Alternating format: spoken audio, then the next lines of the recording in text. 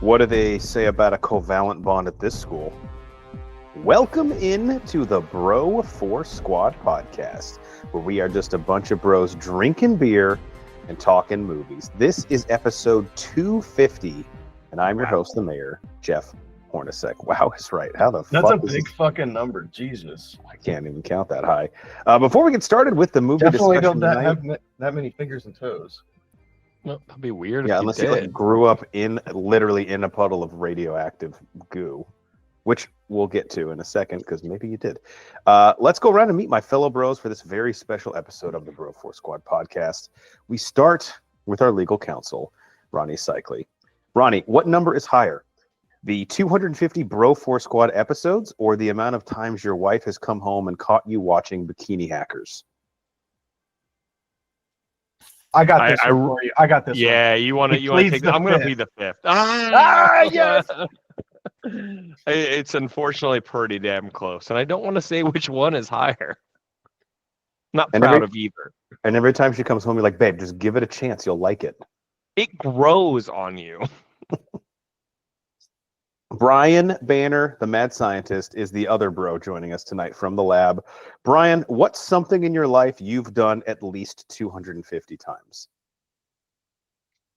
Ooh, I have to pick one. Type on his keyboard. I'm gonna go out on a limb here, and I'm gonna say, in my lifetime, I have done a flip off of a swing 250 times.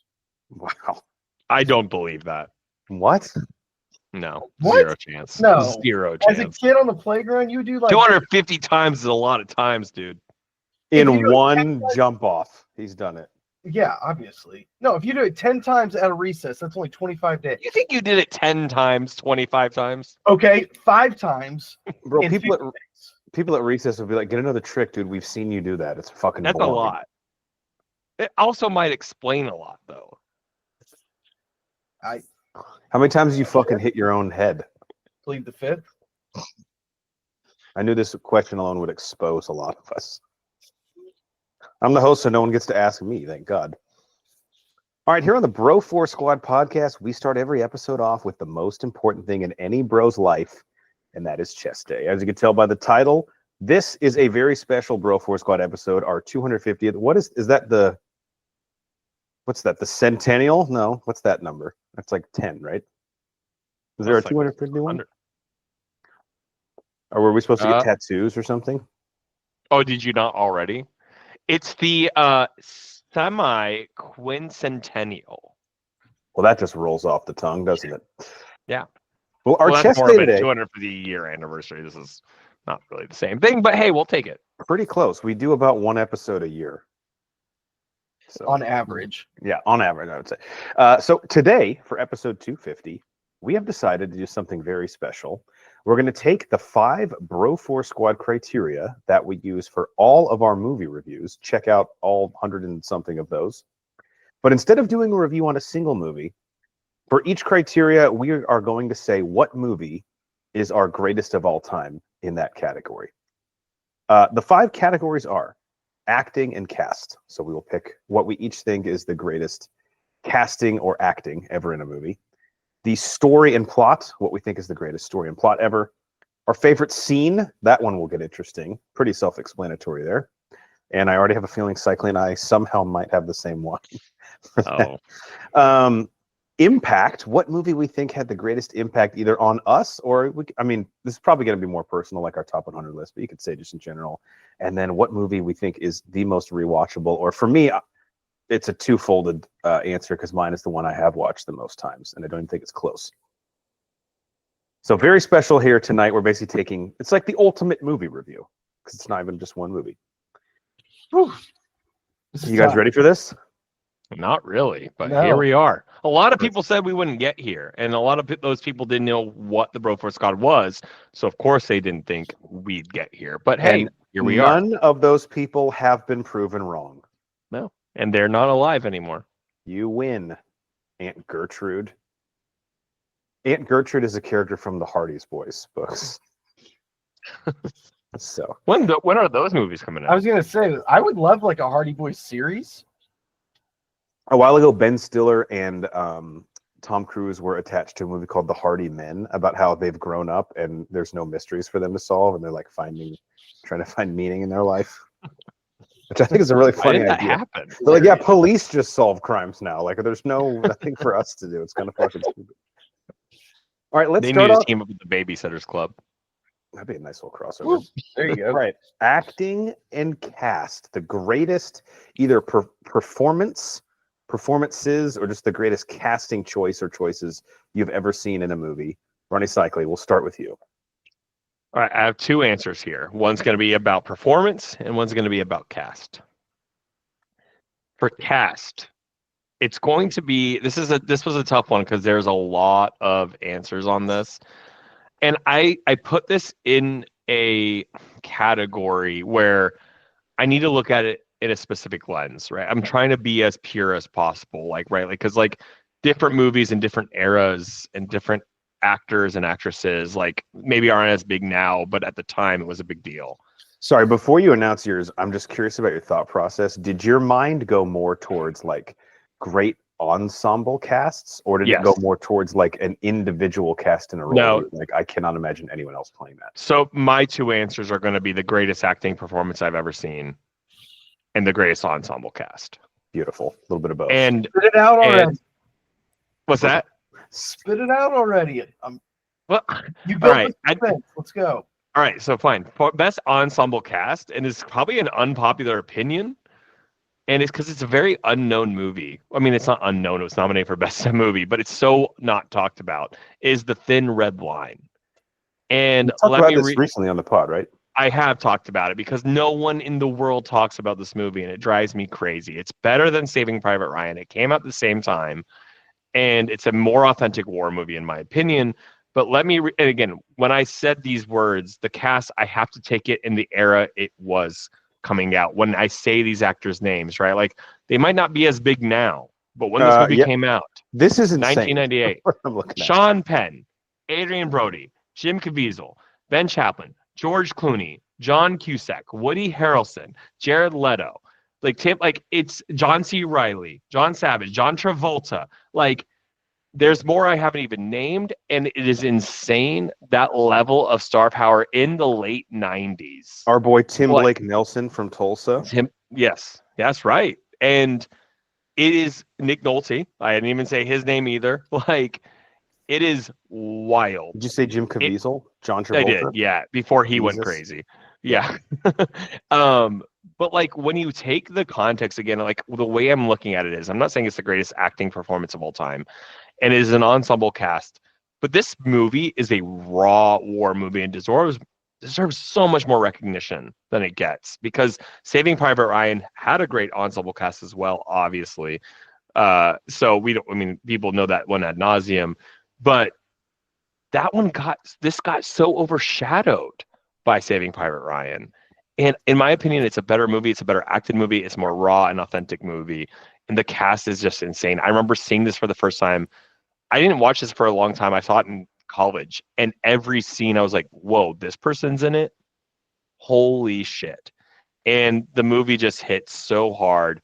It's about, obviously Saving Private Ryan is about D-Day and saving Matt Damon's character, spoilers, by Tom Hanks. And in Europe, this is more on the Pacific front and the battle with Japan, but it's just so raw. But the performances are incredible. So yeah, I mean, the names kept going. I didn't even keep going, but it is insane, the ensemble cast here. This is like a Deep Impact Armageddon situation where yes, it was. Movies, one kind of just cannibalizes the other. Yeah, and again, I think it was just because I think that Saving Private Ryan, I have said this before on this podcast, that I think it's overrated. That doesn't mean I think it's a bad movie. I think it's fantastic. I just think it's not as good as it was built out to be. And Tom Hanks and Matt Damon are enough of star power to make it a little cleaner of a war movie. The first 20 minutes is really intense, but other than that, it's more you can handle it. Whereas the Thin Red Line is just nonstop onslaught and just intense. But again, so to me though, the cast nonstop for a film where you're gonna get these big names for 5-10 minutes, maybe in one or two scenes, Like that's hard to do. And so yeah. But that's my biggest ensemble cast. And then my other answer for greatest performance I've ever seen in my life is maybe low hanging fruit, but it is the GOAT himself, Daniel Day-Lewis, in There Will Be Blood. And nothing will beat. I've never to this day, from that 2007 movie where he plays Daniel Playview, the oil baron who goes around schmoozing and manipulating and articulating so amazingly. Such an evil, but just so understandable, and you almost want to side with him. But I just personally don't know if I will ever see a greater performance. He obviously won the Oscar for this. And it has a great cast as well. Obviously, Paul Dano, who we have all seen a lot now grow up in our life. But it's just Daniel Day-Lewis is the GOAT for a reason. And I honestly don't think I'll ever see a better performance. Yeah, that was one that I didn't pick, but I knew Sonic's like someone's going to pick this one just because you have to. I don't know who he was nominated against that year, but they're probably just like, this is the wrong year to get nominated for Best Actor. If I remember correctly, that year was insane for Best Actor because it was so unfair that they had to go against Daniel Day-Lewis. Hold on, I actually am going to read this to you because it's like all these NBA teams in the 90s that had to play the Jordan Bulls. Yeah. Yes, basically. George Clooney was nominated for Michael Clayton. Johnny Depp was nominated for actually maybe this wasn't that one. Never mind. Because I was like, wait a second, Tommy Lee Jones and yeah, never mind. I was wrong. I was thinking about a different year. Well, it's good because it would suck to have like your best year or your best performance when Daniel Day-Lewis had that performance. Yeah. All right, Banner, what is your greatest acting or cast of all time? So I went a different direction than Cycly, and my answer is not pure. Gross. I kind of, it's really hard to narrow this down to anything, but so I just did a bunch of honorable mentions. I'm going to cheat. Nice. I think what all three of these have in common is just the unique chemistry, the natural chemistry between all of the actors. I think Tropic Thunder is one that everybody knew their role. Everybody knew exactly what they were supposed to do and stayed in their lane. And it was this perfect storm of everything. I think, and it pains me to say this because I do not particularly care for this movie, but Anchorman is the same way. Everybody knew their role. They knew exactly what they were supposed to do, and it worked. Just that natural chemistry. And then last but not least, The Sandlot. Like, what are the odds that you're going to get that many kid actors that do a good job that are actually athletic, and you're not having to like figure out how to make these kids look athletic. And you can just see and feel the joy that these kids have in filming this movie. I mean, we always talk about how hard it is to cast kid actors. Mm-hmm. And no, they're not all like on the same level, but you basically were able to cast like 7 character actors as children with Benny the Jet and Smalls. And it's somehow, and I guess, what's the fucking catcher's name? Porter, who's probably the scene stealer of the movie, which it's hard to do. I mean, if one of those kids is unwatchable Instagram nowadays in BT dubs. Yeah. If one of those kids doesn't work, the whole movie kind of falls apart. So I did have Tropic Thunder banners. That was Tropic Thunder again, just everybody knowing exactly what this is and how to play their part to perfection and not trying to that's when you have that many big personalities, it would be so easy to try and outdo each other, and nobody did. And that was just a beautiful performance. Yeah.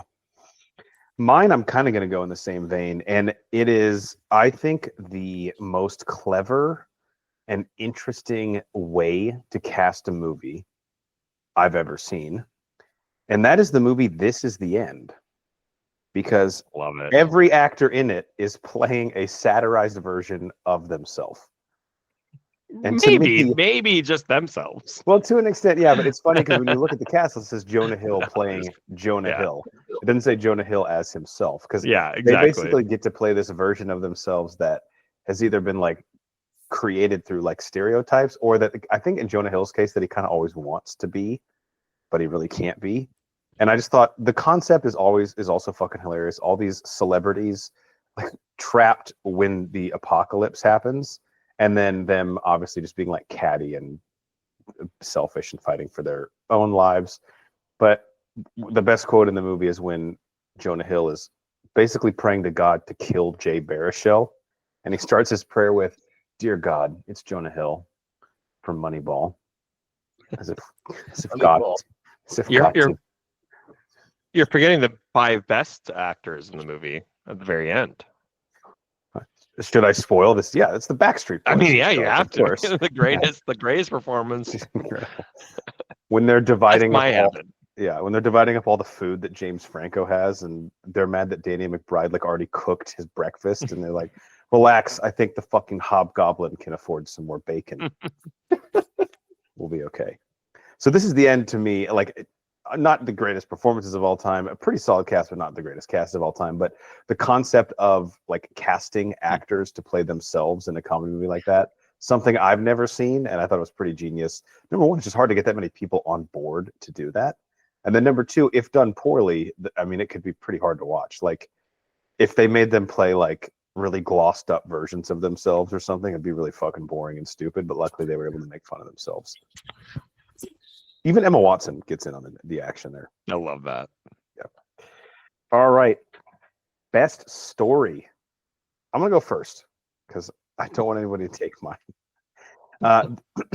So this is not only one of my favorite movies of all time, but I think the first time that I saw it, I remember thinking, whoever the fuck wrote this script has given me at least 4 moments where my jaw is actively on the floor with where this thing has gone.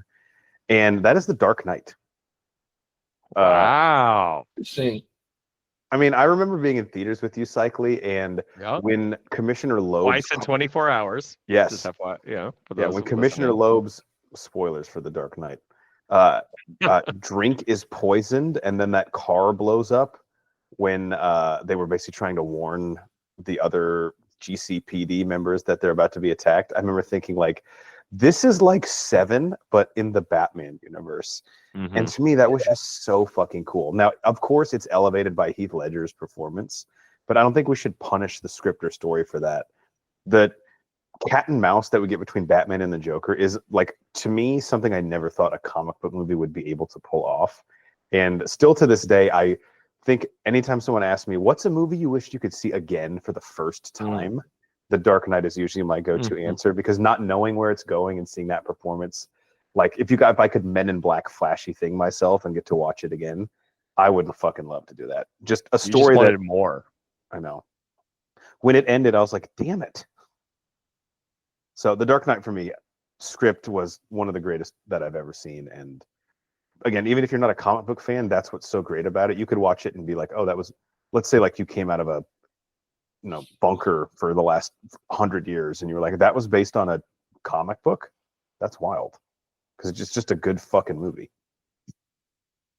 All right, Banner, how about you? Best story.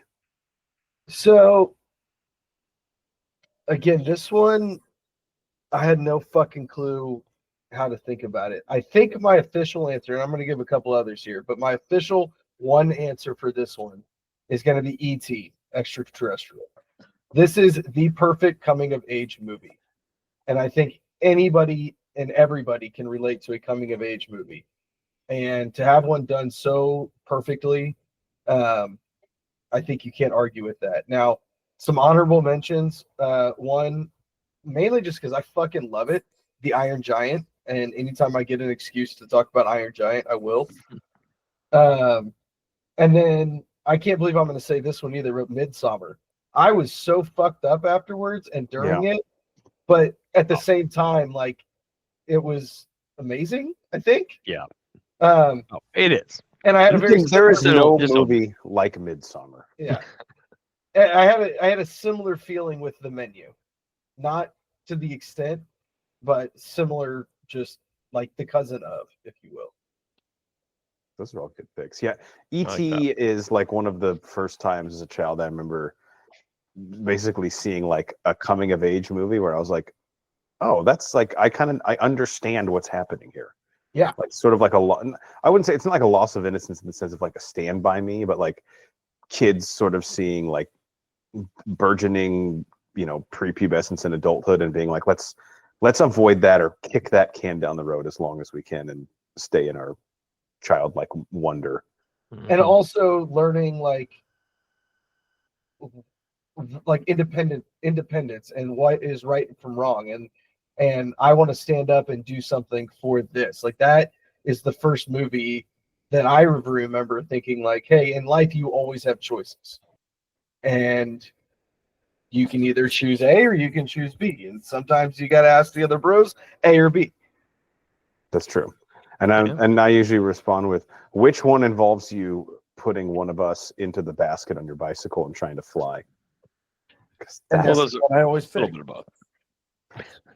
Good pick. All right, Cycly, best story or your favorite story in a movie? I'm just going to really quickly I have a couple honorable mentions that you both mentioned. Midsummer was one of my honorable mentions. Seven was one of my honorable mentions. Yeah. That you said talking about Dark Knight. Because I tried to look at this category as more original screenplay, like something that's not based on a true story or something that's not based on like a Broadway or a book. I was thinking like if someone pitched us a script, one that I would be like, dude, we have to fucking make that movie. Yeah, 100%. And that's why I was like, this was so hard. Like there's like, I'll be honest, there's like 50 movies that I want to put on this. And sorry, Banner's graphic after he just smoked looked so cool. I know we're not on YouTube or anything like that, but like that was badass. He's like a noir detective. Yeah. But I'm not gonna lie, that was the only reason that I decided to take a little puff there was because it was cool. It was cool. My other honorable mentions were Good Will Hunting, the fucking original screenplay that put Matt Damon and Ben Affleck on the map, won them an Oscar, and one of my favorite movies, Big Lebowski, because of the absurdity of that script and how fun it is. But my overall best script goes to, or best story, more goes to because of its influence is Pulp Fiction, Quentin Tarantino's 1994 film that I feel like the reason I put this at number one is because of how raw and authentic and unique it was with the 8 different storylines that all come together and how much we got this kind of these kind of stories afterwards. Like it was such a risk for Quentin Tarantino before he had he had some films, but this really was a huge risk, and this could have just fell apart on him. Like you have 8 different storylines that seem unconnected, and you have to be a little patient through the film, and you have to kind of let yourself just get be hey, I don't know what's happening right now, and we're crossing timelines, we're crossing stories that don't make any sense, but at the end it pays off. And it's just so unique. I had to have it as number one because it's just it stands out 30 years later. It still holds up. The cast, this is arguably also a movie that could fall under best cast. 100%. And it's just the influence. I know we have best impact, but I didn't put it there. But the story itself has changed the way we look at stories in movies. And spoilers for the end of Pulp Fiction, skip ahead 30 seconds if somehow you haven't seen it. But the use of a MacGuffin, where at the end of the movie, he's basically it doesn't fucking matter what's in the case, dude. Yeah. It does. That's not the point. And as an audience, you're you know what? I'm fine with that. Which is why I love Tarantino. I love Coen brother movies. Sometimes I know it's lame to say, but sometimes it's just the journey. It doesn't matter. Brian's all about that. Yeah. I don't mind spoilers because it's all about the journey for me. Yep. How do we get to the end? Yep. Yeah. How is that going to change anything for you? What's in the case? Really, what's going to change? It's funny you say that, and then another movie referenced a literal request at the end is what's in the box. I know. I need to what's in the box. Oh, so good though. Nice. All right. We'll just go do snake style for the rest of this. So now we're on to best scene. Cycly, what is your best scene or favorite scene ever in a movie. I'm wondering if this is one we might share. We'll see. I think we all might. I think we all might. Are we all gonna have the same one? I No, don't not all. know. There's no way Brian will have. There's the same no answer. way. Mine is from The Dark Knight. It's Okay.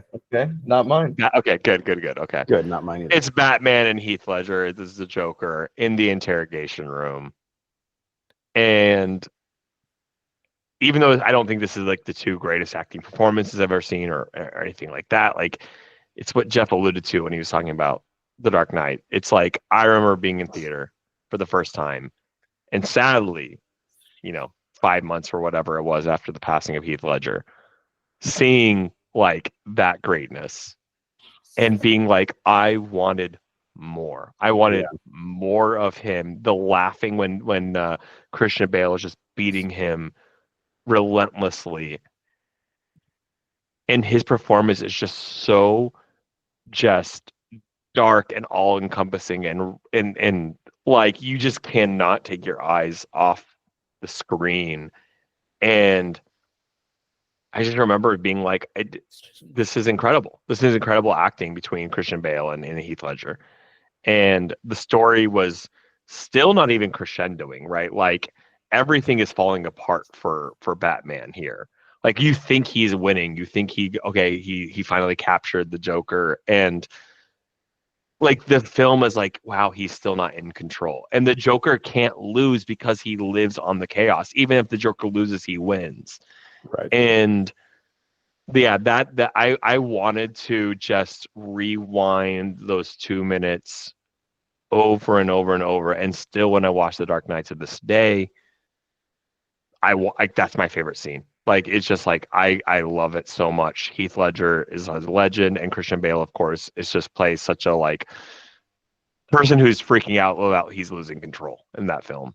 And my only other honorable mention is I already mentioned There Will Be Blood, but when Daniel Day-Lewis is saying "I drink your milkshake" to Paul Dano's character and taunting him at the end, yeah, that's just like incredible. That is one of the most iconic movie lines. Yeah. I think people quote it. I like, drink your milkshake. Like, what's this from? Because I've said it 30 times. I don't know. Yeah, there's a great SNL skit about the There Will Be Blood scene with I drink your milkshake. But yeah, like to me though, always this the intensity of the Joker and the Batman in Dark Knight. Yeah, for a second there, I thought you really were Dent. The way you threw yourself out that window after. God, it's so fucking sadistic. And the worst part is you're like, I kind of want him to win. I know he's so good. I wanted like if they have one complaint about The Dark Knight is I want more Heath Ledger. Yeah. And his last, I think it's either his last or like penultimate line where he goes, I think you and I are destined to do this together forever. Heartbreaking. So, yeah. All right, Banner. Favorite scene ever in a movie? Or So best scene in a movie? This is one that I just never saw coming, and the more I think about it, this is the biggest, craziest twist reveal that I've ever witnessed, and that's at the end of Saw when John Kramer stands up. That's mine. Yeah, I knew it was gonna be, and I tried to convince myself that it wasn't, but it has to be. The overture right there. This, I think, if I were a generation earlier, it would have to be the "I Am Your Father" scene from Star Wars. But this is our generation's that, because obviously we grew up with Star Wars. That was a big thing. We knew about it going in, and it wasn't as big of a surprise, right? I had no fucking idea that was him. Yeah. Greatest twist I've ever seen in a movie. Yeah. In the moment. It was an inaudible gasp in the theater. Like might be the only time I've audibly gasped like that at a twist. And I can honestly say it has changed the way I watch movies. Like now when I watch movies, Cycling knows this, it's disgusting.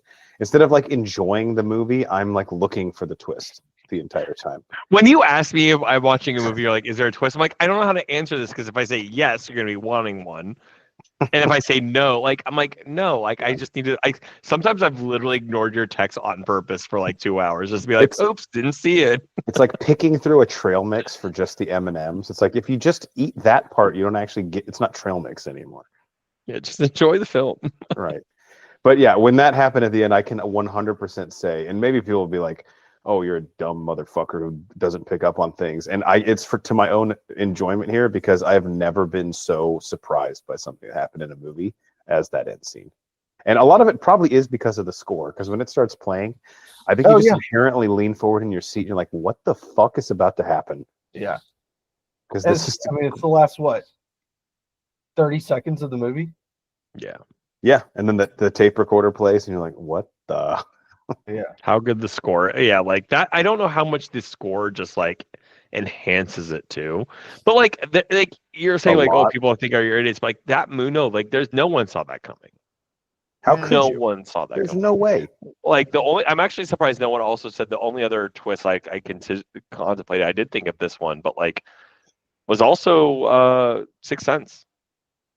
But I don't know if we're like, I mean, just like that ending. Then the ending wasn't as much of a crescendo as Saw, right? Like, but the reveal itself was still like, holy fuck. Like, to this day, I know it's coming. Whenever he's taking a piss and like the ghost walks behind him or whatever, I jump every single time to this fucking day. I've seen that movie probably 10 times. I know it's coming and I still jump. My brother-in-law, we were talking about Happy Gilmore 2, and Haley Joel Osment's in it, and he's like, "What else have I seen this guy in?" And I was like, "He's the I See Dead People kid." And he's like, "Holy shit, that's him?" You should buckle up. I got a twist for you. The twist is the cereal is actually poison that the one chick eats. Oh my god. Shit. Well, you don't eat cornflakes. They could kill you. Yeah, that's Brian. I've got to be honest. If you said someone else on the pod tonight has your same best scene, I would have guessed Cycly over you. So I was betting that all three of us were gonna have it. I'm not gonna lie. It was on my list. I'm not gonna lie. That's interesting. And another thing, just when going through this exercise that kept coming to my mind was how many one-liners makes a scene, right? They all just started flooding back to me, and then you go, okay, well, which one is better than, I don't know. It's just, this is an insane. There's too many. You can have this endless conversation, endless arguments. I mean, Thurman and I talk about it all the time, especially with comedy movies. They are just now such a part of like the zeitgeist, in maybe at least just like in our little bubbles. But like, this is not hyperbole. I quote Wedding Crashers in some fashion at least once a day. Like I find some way to say like either people helping people or just to say. Yeah, we've been meaning to talk to you about that. Like, no, it's fine. Honestly, you need to have a different personality. I can stop anytime I want. I have it under control. Interventions are supposed to help people, not nitpick every little thing they do. That really burns me up. I'm in a white hot rage. All right, Impact. This one is, I mean, the thing I love about this in our movie reviews, Cyclade talks about this all the time, is basically this is like the catch-all. Like anything you want to say about a movie, this is like where you can wedge it in. But Impact for me, I'm going to go both personally and then one that I actually think created an entire, I don't even want to say subgenre of movies. I think at this point, it is a genre. And that is the 1989 Tim Burton directed Batman. Wow. Not one I expected from you to say. Yeah. I think that this movie, for me, it was my first foray. It was the first superhero movie I ever watched. I think my mom tried to show me the Christopher Reeve Superman, and I was just never as interested in him as a character. We didn't have any Spider-Man movies growing up. So when I saw this, I was probably like 4 or 5. And I remember thinking like, holy shit, that is what I envisioned playing with my action figures as. And it really just legitimized the idea of a comic book hero being in a movie. Because as much as people liked the Christopher Reeves Batmans, or Supermans, they were really like, kind of like a relative to the Adam West Batmans in terms of camp. Like if you go back and rewatch that, I know Marlon Brando was cast as Jor-El, but even at the time, I don't think anyone looked at that as like, these are legitimately like good cinematic movies. And Tim Burton's really dark take on Batman. I know it was polarizing at the time, but I think it made people say, like, you can take these characters that are insane and like grew up on splash pages in comic books, and you can put them in a world where like shit is actually kind of intense and scary. And Batman Returns, he probably took it too far. Oh my gosh, yeah, Like a little at bit. the time, we weren't ready for that. Like what Marty McFly says at the end, at the Enchantment Under the Sea dance, he's like, "You're not ready for that, but your kids are gonna love it." That was basically what Batman Returns was. And now, obviously, I mean, whether you like them or not, there is no denying that comic book movies, probably for worse than better at this point, but they literally are the financial lifeblood of the movie industry. Like, they're probably keeping theaters open at this point and allowing studios like A24 to exist because like they keep people coming to movie theaters. So whether you like it or not, I think Batman 89 was the start of all this. And obviously, I think we're a bit like oversaturated now. And for me to admit that, you know, it's probably bad with superhero movies, but at the time, this was a total game changer in terms of impact. Who's going second? Banner? I can go second. Yeah, that sounds right. Banner. Impact of all time.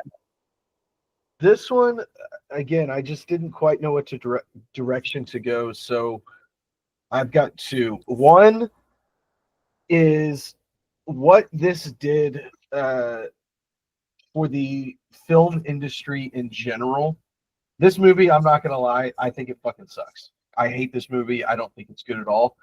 But I appreciate what it did so much that we have the movies that we have now because of this. That's 2001: A Space Odyssey. This movie is so hard to get through today. But if you really sit back and think about it, what it did for special effects and science fiction movies, like we literally would not have the movies we have today and the storytelling that we have today without that vision of, hey, how can we make something feel like we're in space? And they pulled it off, especially for the authentically. Yeah. So that, I guess, is my official answer. I got an honorable mention in the Avengers. I hope that's not yours, Jeff, because they proved that they can take an ensemble or a bunch of different, create an extended universe and make it work and cohesive and people enjoy it. And that is something that we've had never seen and probably will never see done successfully again, even by themselves. I remember cycling. I know you remember this story, but we had a friend of ours who I remember this. Was he a film major, or was he just I think he was, yeah. And we were out somewhere getting drinks, and we never were like too friendly with this guy, but we were we would be around them. He was like the epitome of like artsy fartsy film guy. And he was getting really pissed off because the concept of the Avengers, I think they were like in the middle of like principal photography when this conversation happened.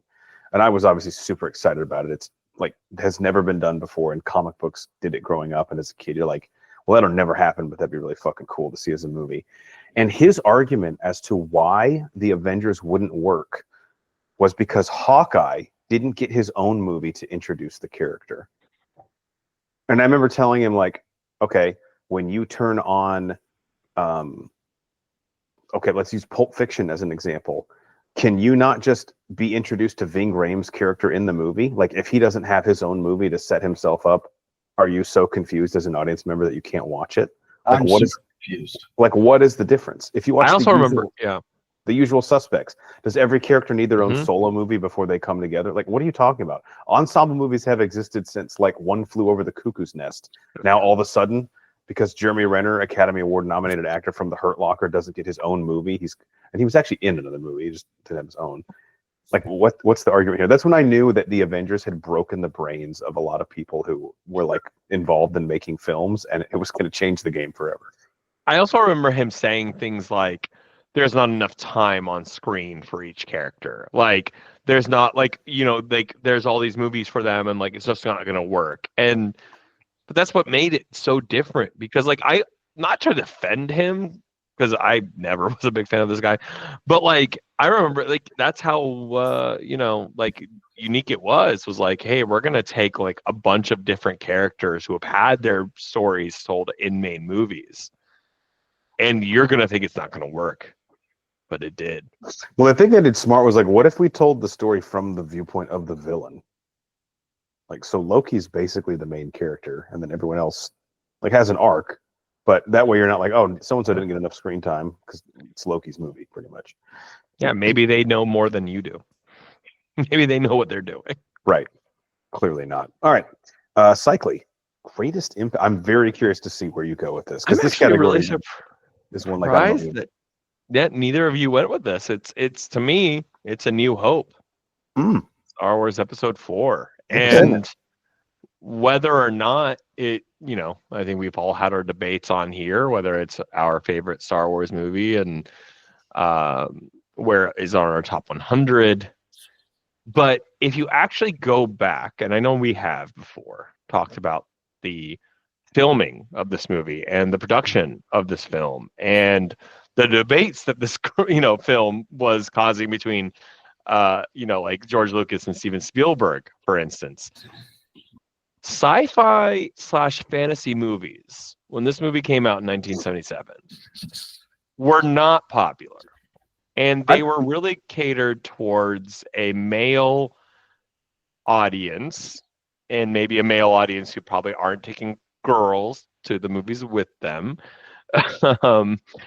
And there was a lot of not people wanting to be involved in this. There was a lot of people not wanting to fund this. There was a lot that George Lucas was like, this movie's going to flop. The actors in it didn't. Harrison Ford, yes, thank you. Harrison Ford was like, what the fuck? What's who at that point had no leg to stand on? Yeah. Obi-Wan, what's the actor's name? Alec Guinness. Thank you. Alec Guinness was like, didn't even understand what the hell was happening on this set. George Lucas literally made a bet with Steven Spielberg saying like, your movie was going to was this Close Encounters? Close Encounters, thank you. Yes, Close Encounters is going to win in the box office. And Steven Spielberg took the bet for 2%, I think, of forever Universal rights to Star Wars that he still collects to this day. And the thing about it is wait, so they reverse bet, like Spielberg bet on Star Wars? Yeah, exactly. Oh, that's interesting. Yeah, George Lucas was so sure that Star Wars was not going to win in the box office. I could be wrong about the 2%. I think it's 2%, but anyone can go Google. And if I'm wrong, I apologize. But it is, I know that happened. The thing is, because no one wanted to take a bet on sci-fi, no one wanted to take a bet on fantasy. And obviously they actually, and again, you guys know this, like they didn't open the Star Wars in theaters to a massive audience. It was an organic growth that happened over time. And again, there wasn't Empire Strikes Back was not on the docket. Like, right. Like they rechanged the name to A New Hope. They rechanged the name to Episode 4 because of what happened and what it did. And why this is my number one impact is this reshaped fantasy and sci-fi forever. And every context we have, and I actually put this, every movie I'll compare to A New Hope. And not because it's necessarily Star Wars and what Star Wars is, and this ensemble and how Star Wars has now like taken over Disney and whatever. But like, I genuinely don't know that without A New Hope, that studios take these risks on sci-fi and fantasy. And who knows what happens if they didn't.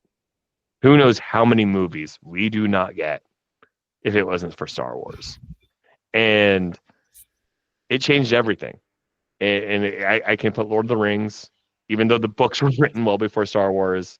Dune influenced Star Wars, even though it was written before. But again, when it comes from it, they found success and they knew they could put these things out there and people would actually watch it. Instead of like books like Dune and Lord of the Rings were like, we're just going to be novels because we found our niche with nerds and they're just going to read the books. But now there's a whole world out here. So it's A New Hope to me. And I feel like that's always going to be the gold standard. Yeah, that's a good point. I mean, it basically invented like genre. Or popularized it. Like it's not even my favorite Star Wars, but it you don't have anything else after that. I just want to point out that you don't have that movie without 2001: A Space Odyssey. I've never heard of it. What's it called? What that came out in 2001? Someone would have mentioned that on the pod if that was. Yeah, exactly. And they didn't. Okay, All right, last category. First of all, you're wearing a bidet, bidet. You're wearing a bidet. You're wearing beret. It doesn't count. You look like Miss Peacock. We're both looking very French, by the way. Yeah, if you take his like head outfit and put it on your body, that's the most French guy that's ever existed. All right, rewatchability. Cycling, your most rewatchable movie, or one that another way I thought about this is like if someone's like, "Hey, you want to watch this?" I would never say no to it. It was a good way that but again, you can interpret however you want. Your most rewatchable. You guys are gonna crucify me for this, but I don't care. But it's true. It's The Lord of the Rings. Bar. I thought you were going to say Requiem for a Dream. Requiem for a Dream, of course. That and Midsummer just back to back to back to back. No, it's you need help. To me, it's insert film here of which of the trilogy, between Fellowship, Two Towers, and Return of the King. They are what I consider peak cinema, peak performances. I see your face, you Frenchman. We have the same background. I don't think I realized that. Yeah, we're in the same. We're in the same cafe. They're just perfect, absolutely perfect films. They're what films should be. These epics, and like literally because of that, like so I think you both know this. I put these movies on for my dogs every time I leave the house. And so I always I joke with my wife, like sometimes I'll put Fellowship of a Ring on, and then 2 days later we're leaving the house and she'll put Return of the King on. I'm like, hey sweetie, what are you doing? Robin Sparkles. They're gonna be so confused. They just finished Fellowship of the Ring. Like you cannot go to Return of the King. Like you have to go to Two Towers. It's not okay. They're gonna our dog Leela's gonna be like, hey, what just happened? You know what? I don't know. So I think these are really poorly made. They just jump ahead in the story. Yeah, they just really skipped ahead.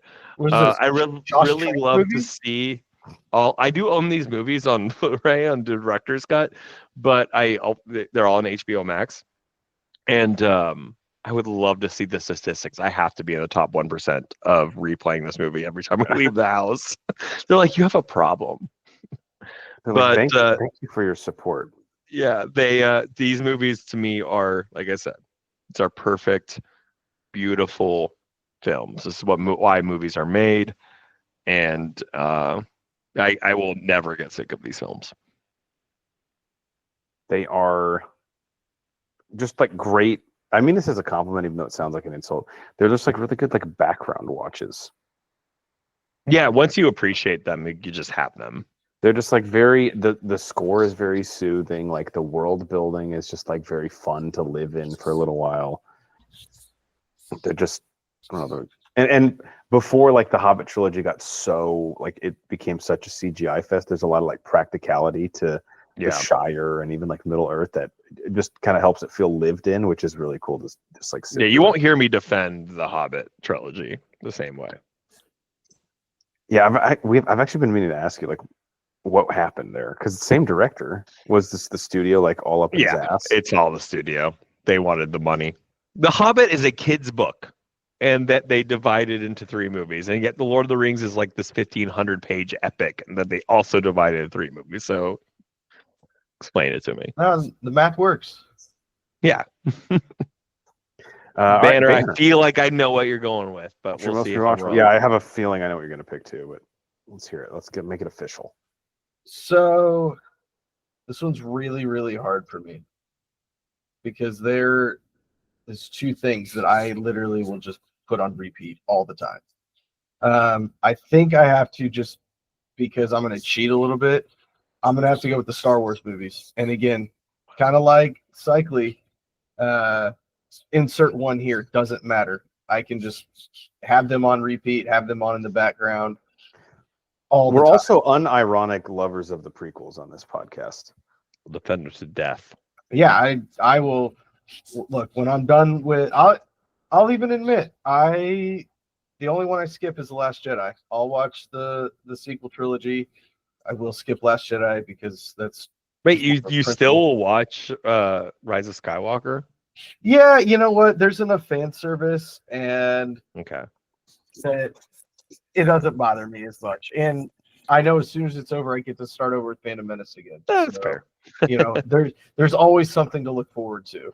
We should have given that best story for when Oscar Isaac goes, somehow Palpatine has returned. Is that good enough for everybody? All right, let's move on. Anyway, yeah, that's that. I think the other one you thought I would go with would be Jurassic Park. Yes, that's what I thought. That was a very, very tough choice. The versatility, though, of Star Wars had to take it. Yeah, get a little bit of everything. And we're big Rogue One heads on here as well. Oh, Can yeah. I read you a quote really quickly that you guys will appreciate? I am the fantasy commissioner of my family football league, and I was getting some shit from the family about certain rules, and someone said, fan of the podcast, by the way, my cousin, Ronnie Cycli, you're the prequels of fantasy football. And I said, joke on you. That's a compliment to me. Wow, that's that's very high praise. And that guy has a PhD, so he knows what he's talking about. Wait, so I guess I so live in our world. He actually meant that as an insult. I mean, I think he knows that we love the prequel, so it was like he knew what he was doing. But this day and age, you have to say sequel trilogy if you really want to strike a nerve with. Yeah, that would have pissed me off. Yeah, that would have been like, hey, buddy, now you've crossed a fucking line. All right, make fun of my religion, my family, but you don't go after. Not the prequels. The sequels. Yeah. Not Jake Lloyd. Guy, we always joke he's listening to us from prison. Of course. He's like, my one request. Get me the Bro4 Squad podcast. So Banner, really quick, so you would pick Star Wars over Jurassic Park, generic Star Wars? If I'm sitting in the amount that I have rewatched them, that is the context. Yeah. Yes.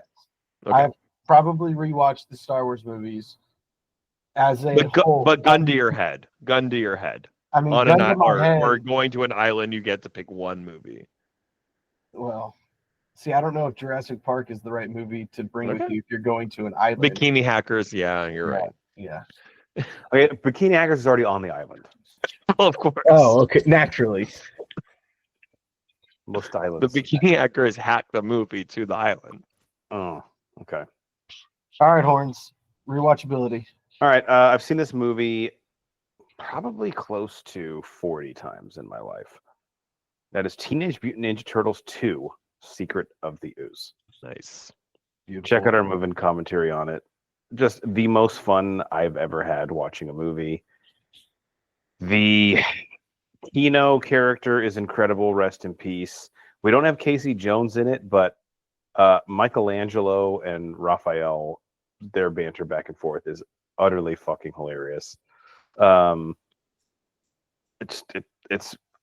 It's my Cycli says this is Aladdin for him, the Disney one. For me, it's my cheer me up movie. If I'm ever in a bad mood, you throw on Ninja Turtles 2, Secret of the Ooze. One of the best lines in the Shredder's right hand man Tautsu, which Banner and I know we talked a lot about, like what his resume looks like. Middle management all the way. But all he ever does is grunt in the first two movies. And finally, at the end of this one, Raphael calls him out while he's being held down. He goes, if I had a face like yours, I would try and make up for it with some sort of a personality. He just keeps going, I, Tatsu, now lead. Ninja Turtles 2, Secret of the Ooze. If you listen to our commentary, a lot of interesting things we discuss dealing with Jim Henson and that movie, because the first movie, the Henson Company, of course, did the puppets. And the part of their agreement to return for the second one, there were a lot of stipulations that Jim Henson himself put into place because he did not like how violent the first one was. So you can tell there's a lot of like corners they cut, which as a kid I didn't even realize. But one of them is none of the turtles ever actually used their weapons to fight in the movie.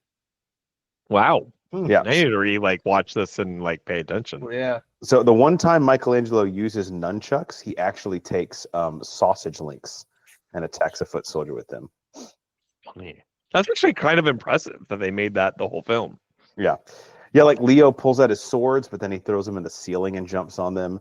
Donnie's stick gets like knocked out of his hands in the one fight scene. I don't know if Raphael ever pulls out his size, to be honest. So we have to have a discussion. We have to do best sequels. Like, is this like where is this on the list when we talk about like T2, Empire, Godfather 2? Like Johnny Tsunami 2. Was there a sequel? there is. Let me look up the title because he doesn't. Wait, there is a Johnny Tsunami 2? Yeah, My world is crashing down. I had no idea. There might even be a third one if I may Johnny maybe Capahala back on board. Oh my god. And I have to drop off. I need to go watch this right now. No joke. This should be one of our next movie commentaries. I did not. Wait, is it the same actor? Yeah, same cast, man. Grandpa's What? back. His The dad. grandpa is okay. He What have I been doing? It looks like he's skateboarding in it. So does he meet the Brink crew? Like, well, no, God, that would have been later. Sorry. That would have been a crossover that we could not have handled. Yeah, we wouldn't know what to do with ourselves. I would have skipped school to watch it, and my mom would be like, "You don't have to. It comes on at 7 p.m." You're like, no, but I have to. I'm gonna mentally prep. Okay, stay out of my fucking room. All right. You want to do an abbreviated protein shake because that was well worth it for episode 250, but it just got way more in depth than I was planning on. I think there's one thing we definitely need to talk about though for protein shake. Let's talk about that one thing. Okay, so our protein shake, second part of our show where we talk about what's in our cup, also known as what have we watched lately. Now we've all seen it, right? Before we bring it up, I assume what we're talking about. Yes. Okay. So Cycly, I'll let you introduce it. Johnny Tsunami 2 banner is what we're talking about. Oh yeah, I've definitely seen that one. I'm pretty sure he rides a skateboard in it. Yeah. See, you already know. So Cycly, this is of course the Netflix documentary that is sweeping the nation, I guess is one way to put it. What's it called? The unknown number Catfish. The high school Catfish. Skip ahead about 3 or 4 minutes if you have not yet seen it. Although it has just been pause this and go watch it. Because yeah, honestly, it's been memeified though, so it's in the zeitgeist. Cycly, when did you watch? I feel like I might be the last one out of all of us that's seen it. You saw it when? Last night. Oh, okay. So, what were your thoughts? So I did realize a little early on that I did remember the story on national news. So like I started being suspicious, but then not. We're doing spoilers, right? Yeah. Like this is what we'll talk about. So like it's not fiction. Well, yeah, it's a documentary. So like people spoil it. Like someone's like, "Don't spoil Oppenheimer for me." It's like, So I like the whole time I'm watching the documentary, I'm like, this is familiar. I kind of remember this. And I remember being like, it's one of the moms. It's either the girl's mom, her mom herself, or the boy's mom. But then, and you guys both kind of talked about this in the text messages, the fact that both moms were being interviewed from the beginning threw me for a loop because I'm like, no way. And the mom, so yeah, that was I was sitting with my wife and I didn't remember the story at all, and I was like, dude, there's no way that the person who did it would be giving interviews about it. And then even worse, one of the moms who did it says, I didn't like the way the school board handled it. I was like, bitch, you're the one who did it. You're the fucking problem. Insane when you actually like break this down and you're like, oh, it's her. She's doing this to her own daughter, right? Like.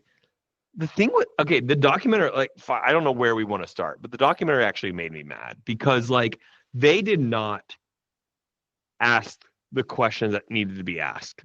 Like the mom was not asked about the sexually explicit things she said to her own daughter, 14 years old, about giving blowjobs and doing all sorts of creamy fucking shit. Like that is creepy and fucked up. I'm wondering if the only way but again, she's delusional, so probably not. But I was wondering if the only way they could get her to agree to do it is if they said, asking those questions, or no, if they painted it to like, hey, we're gonna make you. This is like your chance to defend yourself. Yeah, I mean, she told her own daughter to kill herself. like multiple times. And I was just more mad. Like, obviously, this is so fucked up. Like, everything that happened in the documentary, like, whatever. I was just more mad at the end of it. I was like, one, I feel bad for the daughter because she's clearly in shock. And she, I know people are going to watch that documentary and be like, how can she even still stay in contact with her mom? Like, you know what? I don't know how I can judge that. Like, if you told me my parents make a horrible mistake and be horrible people, but this is a horrible mistake you know, over the course of 2 years. Sure. The mistake is I know. consistently I'm telling you to agreeing go with kill you. yourself. I'm merely stating it's hard for me to like judge that specific aspect. Like, I understand why this like 17-year-old girl still wants her mom in her life. Like that makes it's crazy. And maybe in 5 years from now, when she's a little older and her brain's a little more developed, she's like, wait a second, like this mom is crazy. But like, I really just do not understand how no one, not even the documentary, not even in court, not even anything else, was anything brought up about the sexually explicit things or the actual self-harm she was trying to force on her daughter. Like, that is beyond fucked up. And it was making me really mad. So you guys are parents. I would love to hear from you guys. Well, real quick, because now I'm kind of misremembering. Do either of you guys remember what was like the impetus for her to start these text messages? Like, did she want them to break up?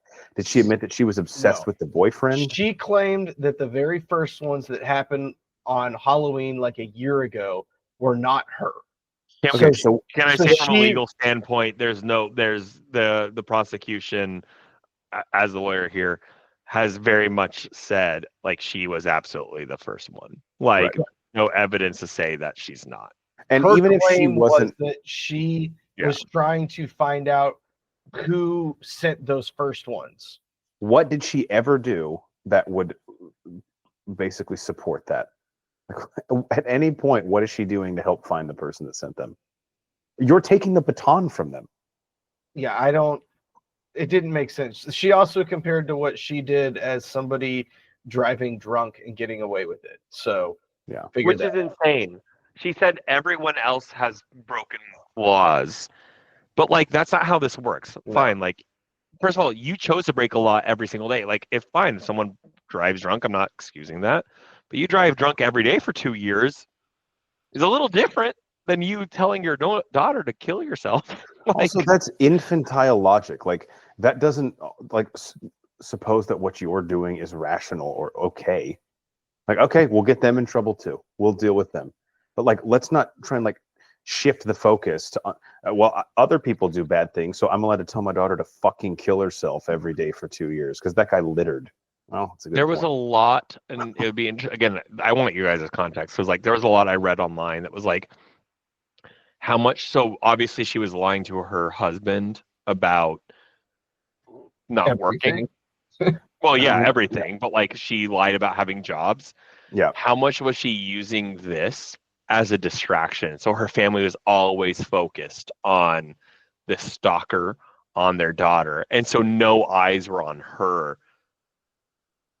I almost feel like they're symbiotic. Like, she can't keep a job. I mean, part of it is her mental instability, obviously, but like her addiction and hyper focus on this made her basically unemployable as well.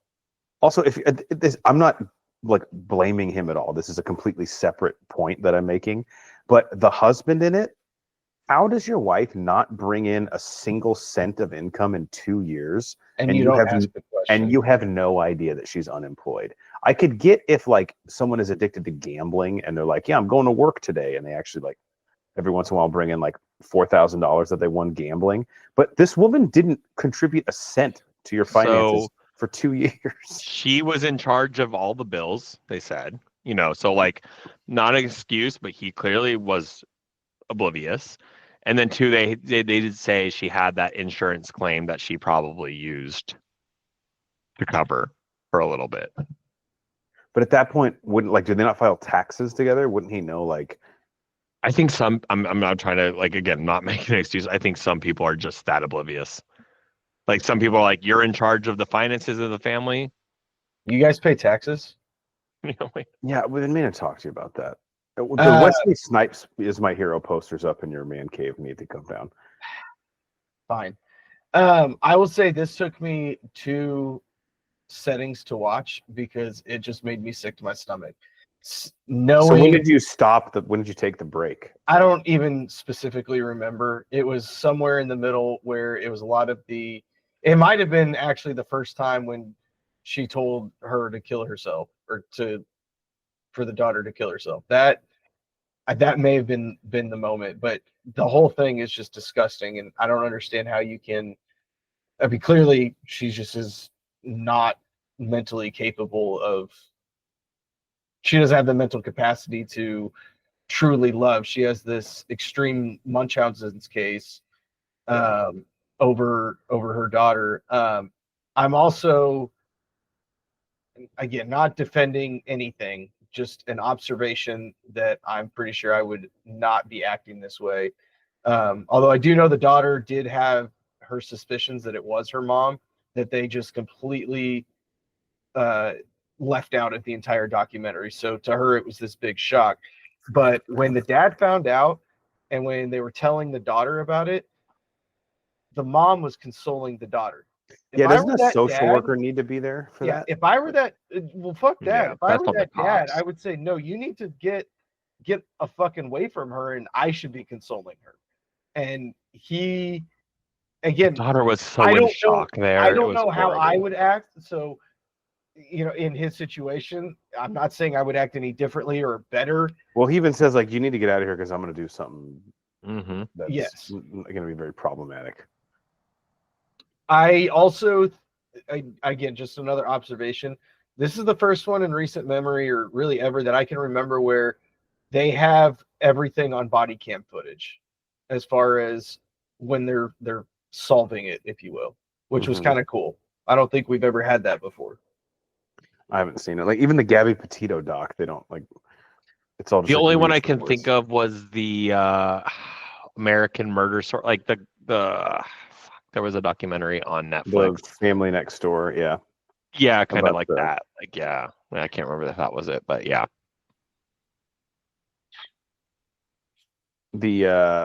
I saw a meme, it said, when you say, let's not let the weekend get too this weekend get too crazy. And it says, and the weekend. And it's just a picture of the mom, like sitting there. The other thing, one quick question I had, and then I honestly think we might have to pick this up on another podcast just because I need to like digest it more, and I'm going to go down my internet rabbit hole. But so the text messages, the mom, like maybe there was 2 focuses, but it seemed like she had this insane fixation, like Cycly said, on getting her daughter to like basically deteriorate her mental health. I don't know if that was to get closer to her or if she actually wanted her to harm herself. But then there's this other aspect of it that, like her obsession with her daughter's boyfriend, and then when they break up, ex-boyfriend. How did the mom get the phone number to the boy's new girlfriend's mom, who lives they never like 100 miles away? There was so much about this document. Like I enjoyed it. Like again, from a sick standpoint, when we watch these kind of like true crime docs, like we've talked about this on ad nauseum. Like we shouldn't enjoy these things as much as we do, but I will take murder docs and all that kind of stuff all the time. I love it. But like there was a lot of things that frustrated me with this documentary that did not ask the questions that were so obvious. Like they gave nothing outside of like the obvious. And it was just so bizarre. Like that's something that, like when you're watching, like how did she know that? This is the problem with documentaries, is that they are still telling a story. It is a version of the truth. Even if everything is factual that they are telling you, they're omitting certain things. I think Making a Murderer is another prime example of the story that they told is what we're all eating up. And when we first watched Making the Murderer, it was, oh man, this guy definitely didn't do it, blah, blah, blah, blah, blah. And then when you start researching it, you're like, oh yeah, no, he definitely fucking killed that chick. Yeah. This I think is a similar way, or a similar thing, is they wanted to get the documentary. So I bet they paid that mom a fuck ton of money, and they agreed that they would not address this, that, and the other. and that's how they skirted and were actually able to do this. I mean, we never actually because you saw could the do it without her. on tape. Sorry, didn't mean to interrupt. No, I mean, you hit the nail on the head. The fact that someone cut her a check is just so fucking unsettling to me. Like, you didn't need her. I mean, the only reason you needed her is so there was a reveal. Because like we all asked ourselves, like, well, she's in it, so it won't be her.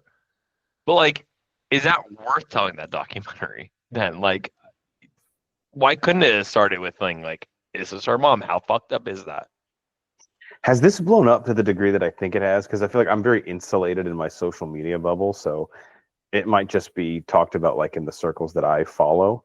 But is this like and obviously these things come and go very quickly, like 2-3 days. It could be out of the public consciousness again. But is this like, do people understand how fucking crazy this story is? Or is this just another thing where it's like you said, Cycly, we're so desensitized to true crime that we're like, all right, we already had the one about the chick going missing on the boat, American Murder, Gabby Petito, like whatever. Well, what's the next one? I think we as a society do move on really quickly. I think this one has, I don't know if it's stayed around a little bit more, but it's definitely, at least in my outer bubble, around the water cooler, if you will, at work, it's definitely been discussed. Okay. And that not all of them do. It's fucking bonkers. I think it's something universal. Is like, I'm not saying we don't want to come across this way. Like, you can almost excuse someone when someone does something to someone else. Like, you can almost just separate that. But like when someone does something to their own flesh and blood, yeah, like it's harder to, whether or not like it's wrong either way, right? Like, you guys get what I'm saying. But like, there's something about this when you're doing this to your own child where you're like, that's bad times 10. Right? Yeah, I mean the depravity to do something Yeah. like this. And again, I could be way off base here, but to me, like, this is worse than like the Manson murders. It's like, from the standpoint of like, how fucking sick and devoid of any human emotion do you have to be to even like have this thought pop into your head? And then not only that, it's the pervasiveness of it. Like, this was done over the course of several years. Yeah. It's not like I impulsively did, which is still unforgivable. It's not like I impulsively did something awful, like killed somebody. Like, every single day for hours and hours and hours, this woman is logging on to her whatever that fucking stupid ass app was and telling her daughter to kill herself. And when she was like, oh, I never thought she'd actually kill herself because I knew her. It's like, that is not how this works. Yeah. Teenage emotion Well, and hormones. Like, no, like the fact that she like played it off when they did the one time they asked her, like, were you ever worried about her killing herself? She's like, oh no, fuck her. Like, you don't know. I don't even like people like that. I just can't function. She shouldn't be in society. And I know she served like a 1.5 jail sentence, but not nearly long enough. Not long. That's why I was so mad they didn't bring up the like sexual side of things, because that could have been a different thing you could have accused her of. But we're not here to talk about legal stuff. But yeah, that made me mad. And that bird noise brings us to our last part of the show, our question and answer segment. Do you even lift bruh? Where we go around and ask, well, not we don't go around. We already have gone around. We're going to ask a question to leave you guys with tonight. And the question is, continuing our countdown, what are the bros' top 100 movies of all time? If you guys are cool with it, Banner, why don't we just let you do one tonight? Because that'll get you even with Cycly and I. You cool with that? Yeah, what number am I on? You're about to do your number 26, but before we do that, Ronnie Cycly, can you tell the people what these top 100 lists, which are linked in the description of this podcast, are like? Because they're not your typical top 100 movie countdown lists that you might see on like the American Film Institute. No, these are when we say your favorite 100 movies of all time, we mean that. And the context can be, what is your definition of favorite? It doesn't mean the artistic value, the acting value, the writing value, where you were when you watched these films, how they made you feel. Did they make you laugh? Did they make you cry? They're your top 100. And you don't have to defend them in the standpoint that we do with other like artistic films.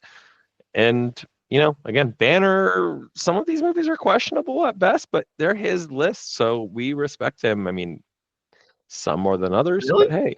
Promise? I was trying to be nice. Banner is what gives the list its eclecticness. It's Here comes Ice Cube's movie from wait, have you watched that yet? oh yeah, we all have. That's our next commentary, Oh, probably. War of the Worlds? War of the Worlds is going to be your number one. Never mind. Yeah, It's please. too early for that. We're still in the 20s here. So. Imagine a double bill of War of the Worlds 2025 version and Bikini Hackers. Jeez. Is that what we should do to prisoners at Guantanamo Bay? No, come on. I'm pretty sure that's against the Geneva Convention, right? It's like a clear violation. We'd rather have you waterboard them. Please, the prisoners will be like, waterboard me, huh? All right, our list. The countdown continues. Banner, you last gave us your number 27 movie, which was Prey. Great inclusion. My number 26 was Galaxy Quest. And Cycles was, number 27 was Galaxy Quest. Cycles was The Emperor's New Groove. So joining your number 26 movie, Cycles was The Big Lebowski, previously mentioned, and mine was Thor Ragnarok. So what will be joining them on your list at number 26? So kind of go full circle back to our chest day rewatchability. This is Solo, a Star Wars story. Oh wow, guys! This is a movie that I went into. This is a movie that I went into wanting to hate. I did not want this movie made. I was very vocal against this from the moment they announced it. And my God, did I have a fucking blast in this. This is one of those ones where I sat the entire time with my arms crossed, pretending to hate it. And then when I stood up, I was like, holy shit, they just brought Darth Maul back. This is fucking amazing. We saw this together, didn't we? We did. Yes, because this is my story about spoilers. Oh, I remember. Yes. Oh, I remember being like, getting your texts. Yeah. And no, I think I was with you, Cycly. I think you were in town. I'm pretty sure I thought you had texted us. We were all watching it at the same time, but in different places. And Banner and I were in our hometown, and you texted being like, I just went to the bathroom. What the fuck? I didn't tell you what I had spoiled for me, right? I just said no, but no, you told us. Not, but you told you us were like, you are pissed. Yeah, it was like Cycly always references the Simpson episode where Homer walks out of like the first showing of Empire Strikes Back, and people are in line waiting to go in and see it next. And he's like, I cannot believe Darth Vader is Luke's father.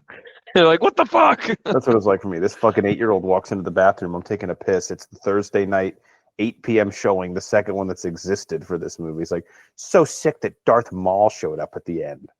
Yeah.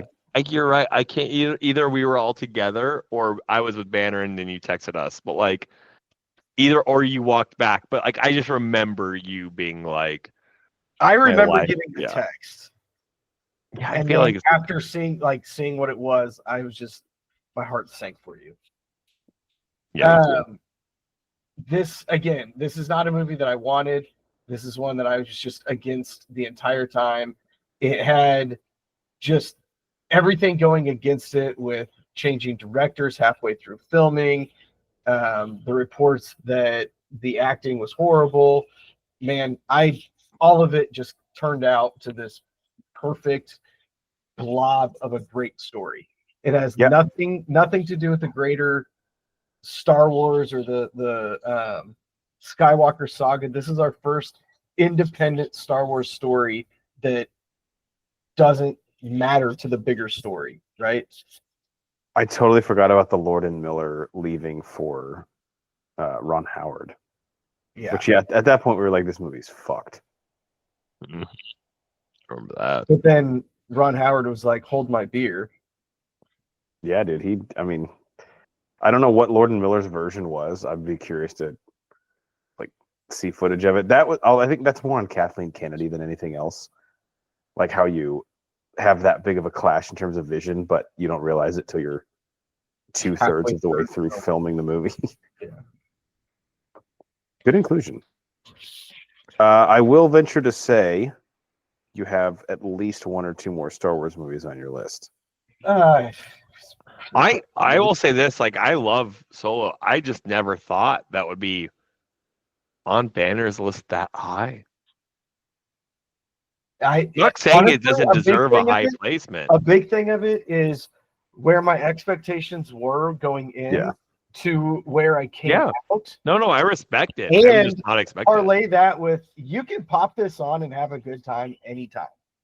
True.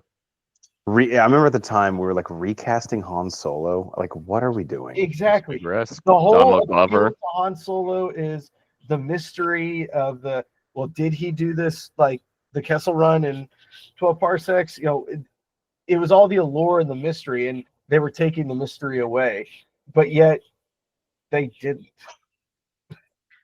Yeah. And then Dryden Voss. I mean, Paul Bettany as the villain. Pretty fun to see him in that role. Not one we typically get. Loved his face scar also. Mm-hmm. In it. That was cool. And again, with the reveal at the end, if you haven't seen it, I'm pretty sure I spoiled it earlier. So sorry. We spoiled everything tonight. So they are now building more on Darth Maul coming back and him building the crime syndicates and everything with the new animated show that's coming out in January. So little tidbit there. That'd be cool.